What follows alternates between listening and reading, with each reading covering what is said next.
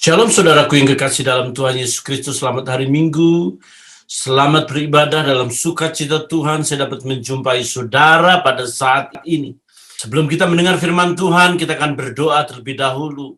Bapa yang baik, kami bersyukur kalau kami masih hidup menikmati hari-hari bersama orang-orang yang kami kasihi. Terlebih kami boleh dapat melayani Tuhan, mengagungkan Tuhan dalam segala perkara. Untuk itu mari berbicara, berkata-kata, urapi kami sekalian, tidak terkecuali siapapun, apapun, bagaimanapun keberadaan kami. Berbicaralah, kami siap mendengar. Dalam nama Yesus kami sambut kebenaran firman Tuhan. Haleluya. Amin. Saudaraku yang kekasih di dalam Tuhan Yesus Kristus, hari ini kita akan berbicara tentang diplomasi Tuhan. Biasanya kata diplomasi ini dipakai para diplomat antar bangsa-bangsa, bangsa satu dengan bangsa yang lain. Dalam percakapan, dalam negosiasi, mereka menggunakan bahasa-bahasa yang tepat agar dapat memperoleh keuntungan bagi negara yang bersangkutan. Tapi setiap kali Tuhan hadir, mengadakan percakapan, mengadakan hubungan dengan manusia dari alam yang supranatural kepada alam yang natural ini, seringkali Tuhan menggunakan bahasa yang paling tepat, bukan untuk kepentingan Tuhan, tapi untuk kepentingan setiap orang yang dijumpainya. Pertama-tama kali Allah hadir dan berbicara kepada manusia ketika manusia jatuh dalam dosa. Allah berkata, tetapi Tuhan Allah memanggil manusia itu dan berfirman kepadanya, di manakah engkau? Di manakah engkau? Kejadian 3 ayat 9. Saudaraku yang kekasih dalam Tuhan, sapaan Tuhan ini lemah lembut. Sapaan Tuhan ini tidak menjustifikasi, tidak menghukum. Perkataan Tuhan ini mendatangkan sebuah kelembutan, kemurahan. Ayat-ayat sebelumnya berkata, di hari-hari yang sejuk, di mana seharusnya suasananya suasana yang mengenakkan, suasana sejuk, suasana yang membuat hati penuh sukacita. Tetapi saudaraku, Tuhan hadir ingin menyapa manusia, sekalipun manusia berada dalam keadaan yang sangat-sangat menyakitkan. Mungkin hari pertama Adam dan Hawa hidup di alam semesta ini, artinya di dunia ini. Dia tahu bagaimana dia harus berjuang untuk memperoleh makanan yang selama ini makanan semuanya sudah tersedia. Dia harus berjerih lelah, membanting tulang untuk memperoleh makanannya. Di saat-saat kekacauan pertama kali karena skandal Taman Eden itu, kita tahu pasti bahwa manusia sudah memberontak. Allah sudah tahu pasti bahwa manusia jatuh dalam dosa. Namun Allah ingin menyapa dengan sapaan yang lembut, Adam, di manakah engkau? Saudaraku yang kekasih dalam Tuhan, mari kita tahu dengan pasti bahwa Allah tidak bermaksud untuk menghukum. Allah tidak bermaksud untuk menghajar mereka yang memberontak pada waktu itu. Allah hanya ingin bertanya, Allah hanya ingin kejujuran, Allah hanya ingin tanggung jawab mengapa itu dilakukan. Tetapi manusia, dia tidak berani berkata jujur, malah menyalahkan ini, menyalahkan itu. Saudaraku, seringkali Allah mengambil inisiatif dalam percakapan kepada manusia untuk membenahi manusia itu. Ketika Kain membunuh Habil, Kain, di mana adikmu? Allah tahu bahwa Kain sudah membunuh adiknya. Darah adiknya berteriak di alam sana, menuntut pertanggungan jawab. Dan Allah bertanya, Kain, di mana adikmu? Allah ingin melihat tanggung jawab manusia itu apa yang sudah dilakukan. Saudaraku, yang pertama yang perlu kita tahu bahwa ketika Allah hadir, di situ ada energi Tuhan, di situ ada kuasa Tuhan. Seluruh konten yang berada di dalam diri Allah hadir semerbak di sekeliling tempat itu. Seharusnya, kalau boleh diandai-andai, seharusnya Allah datang dengan murka yang luar biasa karena manusia-manusia ini sudah memberontak, membunuh. Allah harusnya marah langsung seperti hakim dan berkata, mengapa kau bunuh Habil? Mengapa kau makan pohon pengetahuan baik dan jahat itu? Tetapi itu justifikasi, itu langsung hukuman. Tetapi Allah ingin bertanya, Allah ingin bernegosiasi, diplomasinya betul-betul luar biasa, betul-betul lembut. Sementara Allah mengeluarkan energi, sementara Allah mengeluarkan kuasa, Allah mengeluarkan damai sejahtera, supaya Adam tidak takut, sekalipun mereka sedang berada dalam sebuah ketakutan yang luar biasa, rasa malu yang luar biasa. Karena apa? Karena skandal Taman Eden itu. Saudaraku yang kekasih dalam Tuhan, yang perlu kita tahu bahwa kehadiran Tuhan untuk saudara tidak untuk menghakimi saudara berdosa. Kehadiran Tuhan sekarang untuk saudara tidak untuk menghajar pemberontakan saudara.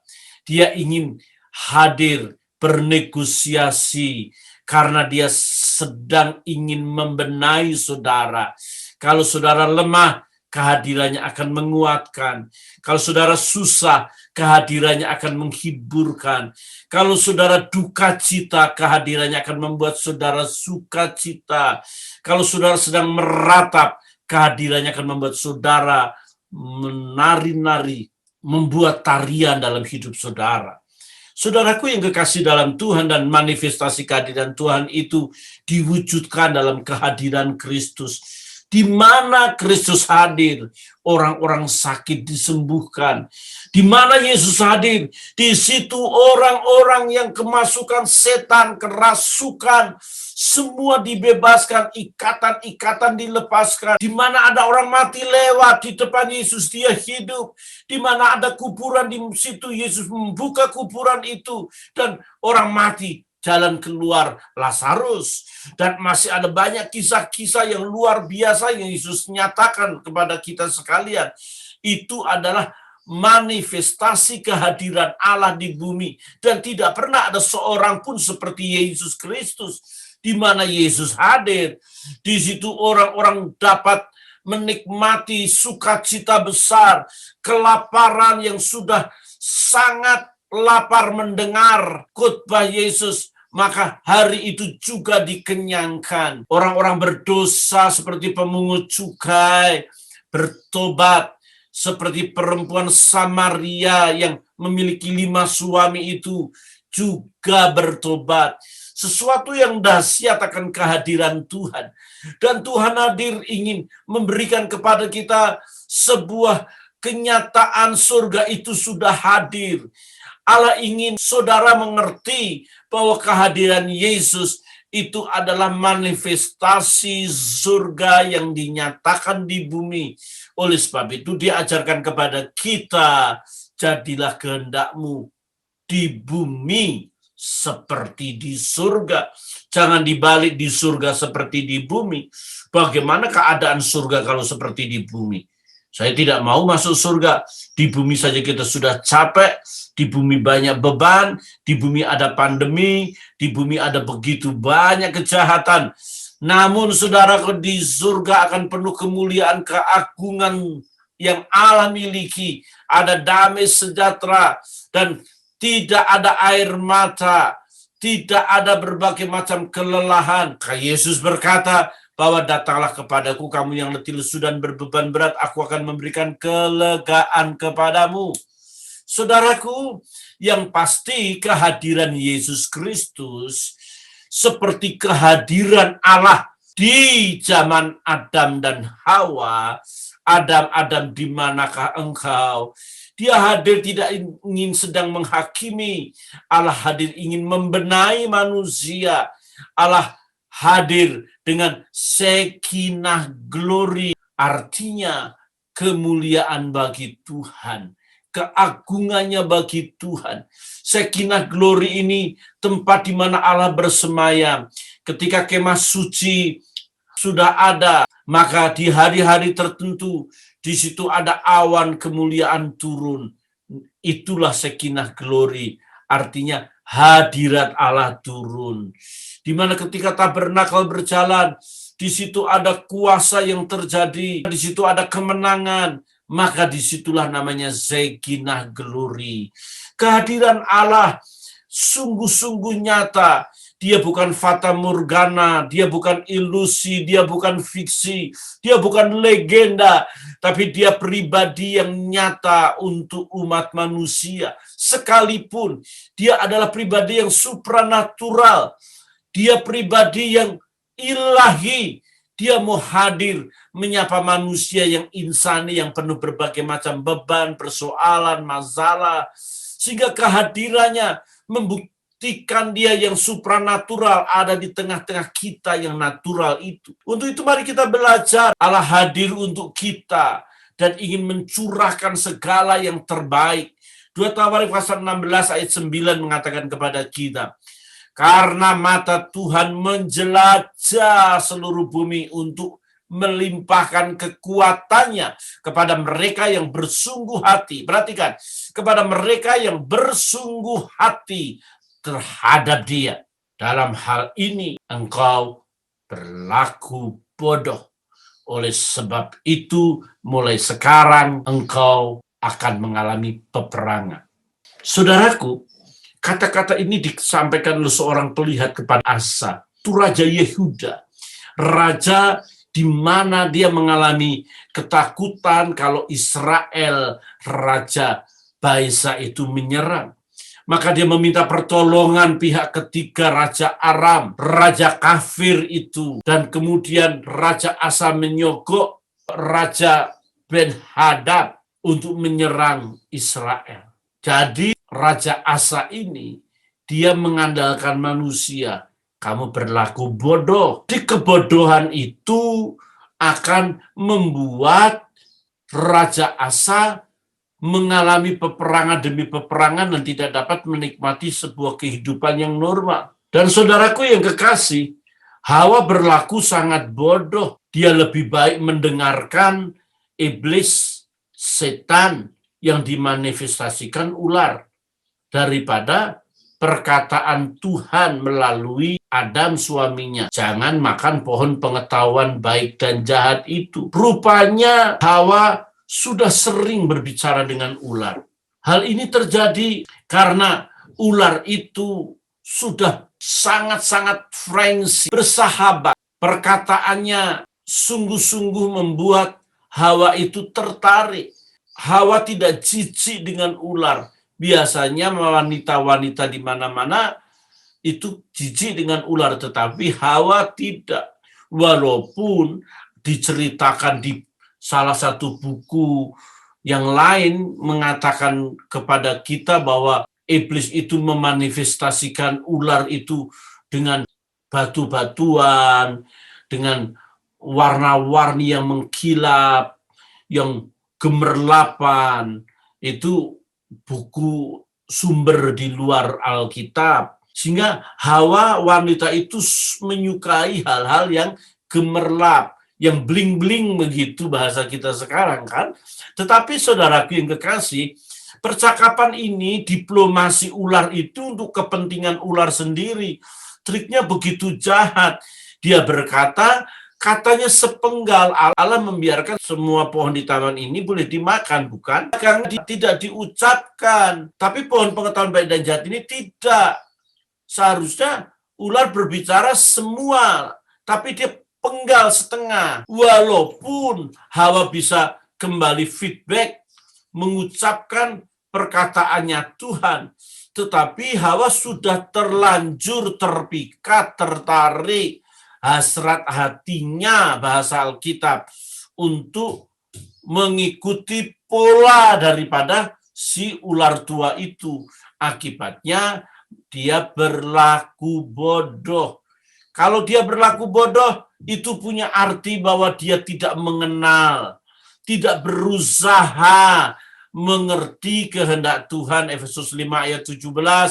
Sebab itu janganlah kamu bodoh, tetapi usahakanlah supaya kamu mengerti kehendak Tuhan. Orang yang dikatakan bodoh menurut kacamata Alkitab itu adalah orang yang tidak punya usaha untuk mengerti kehendak Tuhan. Itu bodoh. Sekalipun saudara STH, MTH, doktor, profesor, kalau saudara kita tidak berusaha mengerti kehendak Tuhan, maka kita akan dikatakan bodoh. Minggu lalu saya sudah katakan kepada saudara untuk berteori, berkata-kata, teologi kita harus memiliki preposisi, dasar pemahaman yang benar. Dasar pemahaman yang benar untuk kebenaran firman Tuhan, untuk Alkitab, tidak boleh dilepaskan dari Roh Kudus yang mewahyukan. Tidak ada artinya teologi kita, dogmatika kita, jika itu terlepas daripada pimpinan Roh Kudus. Seringkali kita seperti Hawa, kita lebih tertarik hasrat hati kita lebih tertarik pengetahuan kita, dilihatnya tepat, dilihatnya pas, itu menurut selera kita, dan kita tidak tergantung kepada yang namanya Roh Kudus yang memimpin kita. Saudara tahu, Yunus bukan tidak mengerti kehendak Tuhan. Yunus mengerti ayat-ayat firman Tuhan. Yunus tahu sedang disuruh Tuhan untuk memberitakan kebenaran di Niniwe. Tetapi mengapa dia pergi ke Tarsis? Mengapa dia pergi ke Tarsis? Karena Yunus tidak lagi berada dalam pimpinan Tuhan. Yunus berada dalam pimpinan pikirannya sendiri, teologianya sendiri. Lebih baik saya pergi ke sana. Toh nanti kalau saya ke Niniwe, paling tidak Tuhan juga begitu. Rekayasa pola pikirnya membuat dia melepaskan diri dari pimpinan Tuhan. Sehingga ketika seseorang melepaskan diri dari pimpinan Tuhan, dapat dipastikan karakternya akan berbeda. Yunus itu dove, merpati, tetapi kelakuannya dog, hanya menggonggong saja, hanya ngomong tanpa pimpinan Roh Kudus. Antara dove dan dog itu berbeda. Kalau dog itu hanya menggigit, hanya bicara, menggonggong. Tapi kalau dove itu merpati dengan ketulusan. Saudaraku yang kekasih dalam Tuhan Yesus Kristus, orang tidak mengerti dampak daripada kebodohan. Kebodohan Hawa membuat seluruh generasi Adam jatuh dalam dosa. Kebodohan Yunus membuat seluruh kapal pontang-panting ketakutan karena mereka akan binasa di tengah-tengah lautan. Kebodohan itu membuat orang-orang sesat. Amsal 19 ayat yang ketiga mengatakan, kebodohan menyesatkan jalan orang, lalu gusarlah hatinya terhadap Tuhan. Saudaraku yang kekasih dalam Tuhan Yesus Kristus, mari kita belajar diplomasi Tuhan. Tuhan hadir hanya ingin membenahi kita. Tuhan hadir tidak ingin menghakimi kita. Oleh sebab itu, mari kita sadari yang pertama, jangan bersembunyi di hadapan Tuhan. Jangan belajar seperti Yunus yang melarikan diri dari hadapan Tuhan. Ketika kita bersembunyi di hadapan Tuhan, itu percuma, saudaraku yang kekasih. Sangat-sangat percuma. Alkitab mencatat kepada kita. Mazmur 139 ayat 7-10 saya bacakan untuk saudara. Kemana aku dapat pergi menjauhi roh-Mu? Kemana aku dapat lari dari hadapan-Mu? Jika aku mendaki ke langit, Engkau di sana. Jika aku menaruh tempat tidurku di dunia orang mati, di situ pun Engkau. Jika aku terbang dengan sayap fajar dan membuat kediaman di ujung laut, juga di sana tangan-Mu akan menuntun aku, dan tangan-Mu memegang aku. Oh, haleluya, saudaraku. Jangan kita bersembunyi dari hadapan Tuhan. Dimanapun saudara berada, jauhkan diri dari hal melarikan diri dari hadapan Tuhan. Seharusnya ketika Adam dan Hawa jatuh di dalam dosa, dia bisa datang kepada Tuhan. Dia bisa memohon pengampunan, tidak malah menyalahkan orang lain. Ya, situasinya sangat sulit pada waktu itu, saudaraku yang kekasih. Kalau kita jadi Adam, mungkin kita lari terbirit-birit juga. Tapi realitasnya, Adam memberi contoh yang buruk, menyalahkan istrinya menyalahkan ular, dan akibatnya ketidaktanggungjawaban ini membuat Tuhan murka. Dan Tuhan memberikan hukuman masing-masing orang yang ada, binatang yang ada dihukum. Untuk itu, saudaraku yang kekasih, jangan biarkan kita bersembunyi. Bahkan jangan biarkan kita menyembunyikan dosa kita. Jujurlah di hadapan Tuhan. Dia tahu, saudaraku yang kekasih. Pernahkah kita semalaman kita menyesal, kita sudah berdosa, kita tidak bisa tidur karena dosa kita? Pernahkah kita sepanjang malam kita gelisah karena kita sudah menyakiti hati Tuhan? Hal itu seharusnya terjadi untuk orang-orang yang selalu dekat dengan Tuhan. Apakah kita tidak bisa melakukan dosa dengan sengaja? Oh, sangat bisa. Tidak sengaja sering bisa juga terjadi dalam kehidupan kita. Kita daging. Kita harus jujur saja kepada Tuhan. Karena Tuhan itu akan mengampuni kita dari segala dosa dan kesalahan kita. Alkitab mengatakan kepada kita dengan jelas, siapa yang menyembunyikan pelanggarannya tidak akan beruntung. Tetapi siapa yang mengakuinya dan meninggalkannya akan disayangi. Amsal 28 ayat 13. Jadi saudara, tidak perlu kita menyembunyikan kelemahan kita. Jujurlah. Katakan kepada Tuhan untuk apapun yang kita lakukan dan kita kerjakan. Tetapi kita harus menyadari bahwa pelanggaran itu diakui dan kemudian kita meninggalkannya baru beruntung. Saudara tahu Daud. Daud adalah orang yang dekat dengan Tuhan. Daud bisa bercakap-cakap dengan Tuhan, membuat mazmur. Dan kelekatannya kepada Tuhan itu tidak dapat diragukan. Daud orang yang disayangi Tuhan. Tetapi Daud bisa jatuh dalam dosa. Tetapi hebatnya, ketika Daud ditegur oleh Tuhan melalui Nabi Nathan, Daud bertobat. Daud meminta pengampunan. Daud tersungkur di hadapan Tuhan. Yang membedakan dengan kita, bahwa ketika kita sudah ditegur oleh Tuhan, kita masih melakukan lagi. Dosa memang diampuni, tapi kalau berdosa terus ya diamputasi, saudaraku yang kekasih dalam Tuhan. Oleh sebab itu paket Tuhan, keselamatan itu luar biasa. Dosa diampuni, lemah dikuatkan, sakit disembuhkan, miskin diperkaya, dan kita mati masuk surga. Sudah sangat indah sekali. 1 ayat 9 mengatakan, jika kita mengaku dosa kita, maka ia adalah setia dan adil, sehingga ia mengampuni segala dosa kita dan menyucikan kita dari segala kejahatan. Saudaraku, Allah hadir ingin membenahi kita, membetulkan kita yang salah. Kita adalah domba yang mudah tersesat, yang mudah jatuh dalam jurang dosa. Kita harus menyadari itu.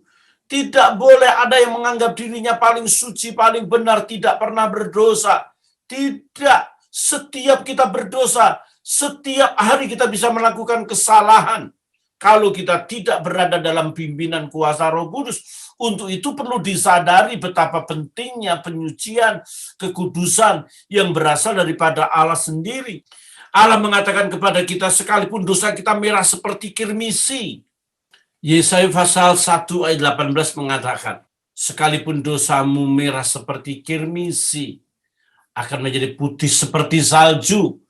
Sekalipun berwarna merah seperti kain kesumba, akan menjadi putih seperti bulu domba. Saudaraku yang kekasih dalam Tuhan Yesus Kristus, mari kita sadari betapa pentingnya kita hadir kepada Tuhan setiap waktu untuk mohon pengampunan. Ada begitu banyak orang sudah melupakan bahwa seolah-olah dirinya tidak berdosa. dalam penyembahan. Mereka menganggap dirinya layak, dirinya paling suci, datang dalam kesuciannya. Tetapi ada banyak orang datang dalam keadaan dibungkus dosa, dibungkus kesalahan, dibungkus kelemahan. Ketika Allah melihat persembahannya bukan berbau harum, tapi bau yang menjijikan. Karena ada kejahatan, ada pemberontakan, ada dosa di sana. Saudaraku, ketika Adam, seandainya saja Adam memohon pengampunan, persoalannya memang tidak semudah itu. Allah hanya ingin minta pertanggungan jawab. Adam, di manakah engkau? Apa yang engkau lakukan? Allah ingin seperti bahasa modern kita, jangan ada dusta di antara kita. Aku tahu apa yang engkau lakukan. Jangan pernah bersembunyi di hadapan Tuhan. Jangan menyembunyikan kejahatan. Jangan menyembunyikan dosa. Jangan menyembunyikan segala sesuatu yang Allah tidak berkenan.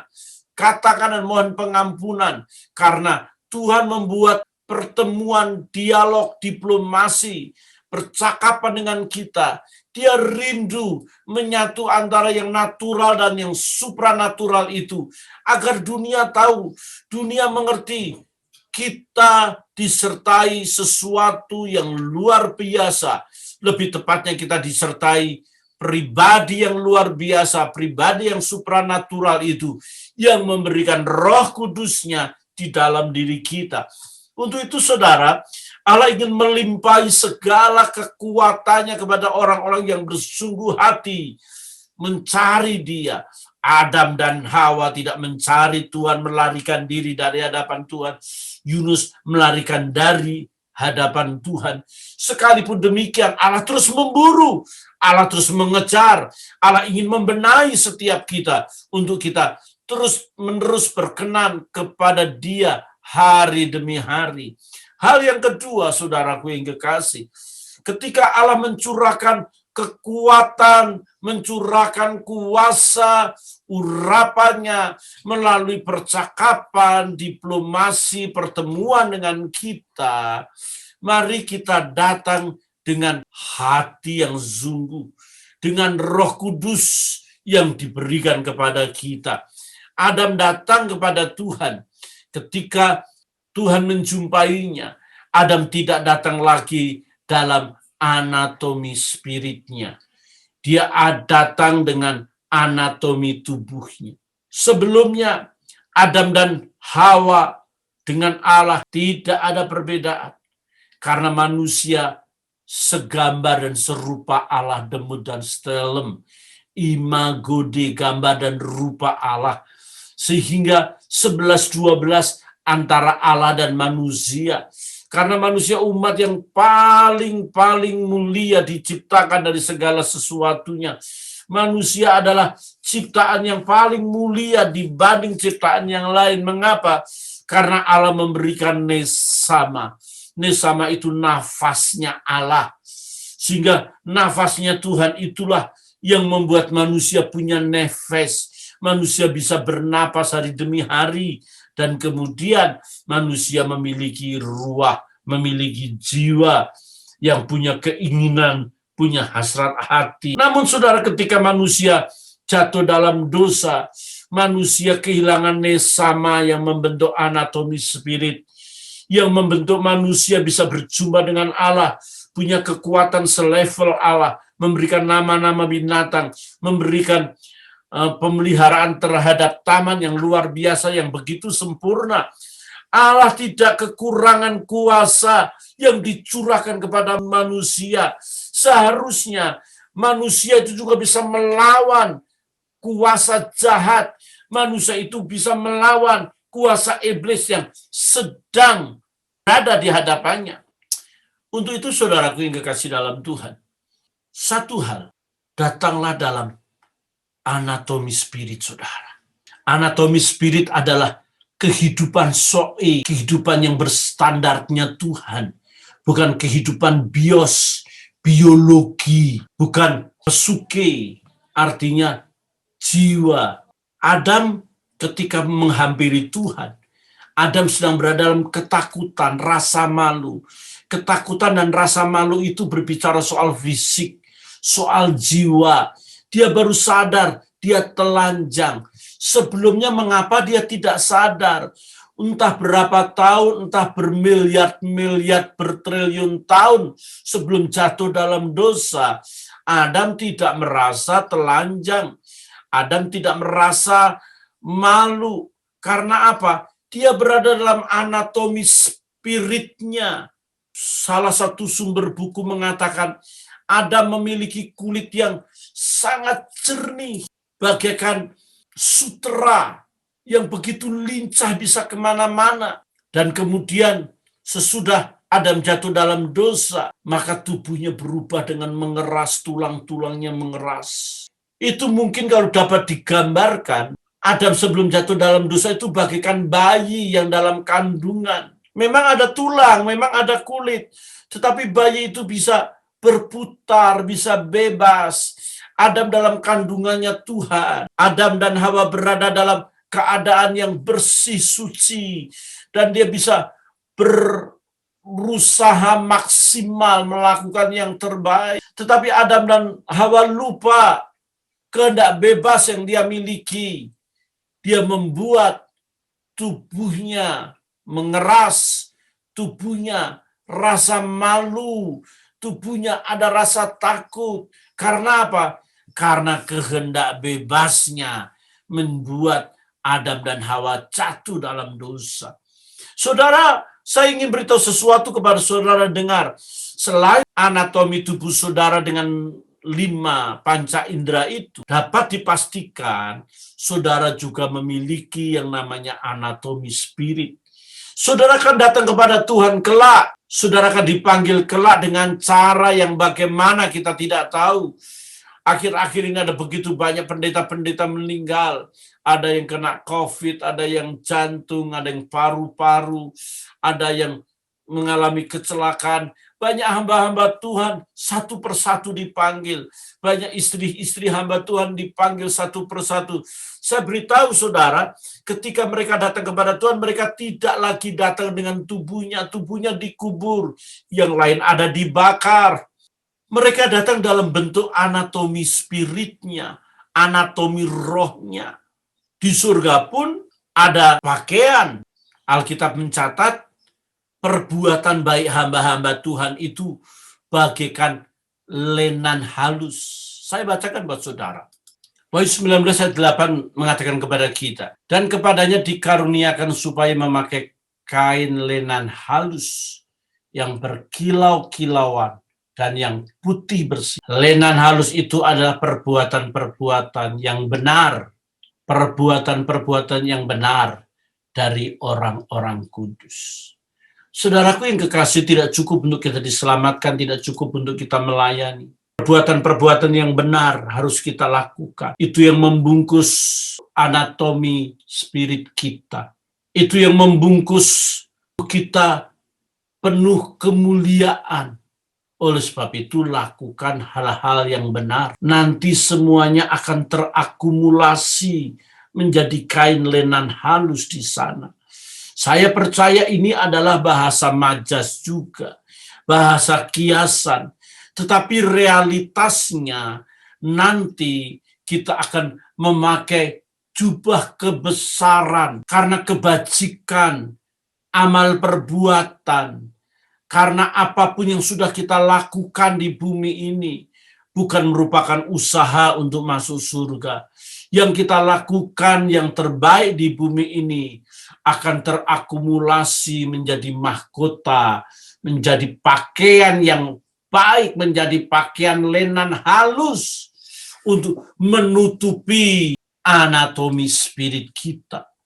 Oleh sebab itu, saudara-saudaraku yang kekasih, Adam datang kepada Tuhan tidak lagi menggunakan anatomi spirit, tetapi anatomi tubuhnya.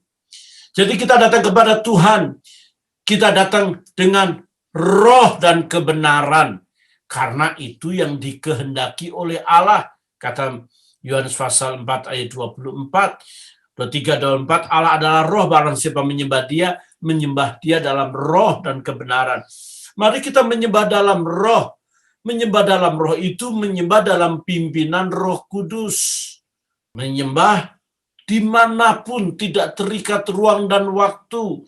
tidak terikat arah kemana. Bagaimanapun keadaan kita, di mobilkah, di pasarkah, di pekerjaan, di sekolah, di tempat tidur, dimanapun, Allah adalah roh. Tetapi penyembahan itu bukan hanya sekedar haleluya, puji Tuhan, hosana maranatha. Bukan. Penyembahan itu adalah perbuatan-perbuatan yang benar. Bagaimana saudara menyapa orang-orang yang terbuang dan mereka merasa dihargai, diorangkan bahasa kita sekarang. Saudara sedang menyembah, memanifestasikan hadirat Allah untuk mereka. Yesus tidak mungkin jalan-jalan di kantor saudara, Yesus tidak mungkin jalan-jalan di pasar, tidak jalan di sekolah. Yesus jalan-jalan melalui kehadiran saudara, kehadiran kita, sehingga kita bisa menjadi berkat buat bangsa ini. Bangsa ini butuh intervensi ilahi. Bangsa ini butuh intervensi daripada Allah sendiri. Dan itu bisa terjadi ketika orang-orang benar melakukan perbuatan-perbuatan yang berkenan di hadapan Tuhan. Untuk itu, saudaraku yang kekasih, dalam diplomasi Tuhan ini kita harus tahu pasti, datanglah dalam bentuk anatomi spirit.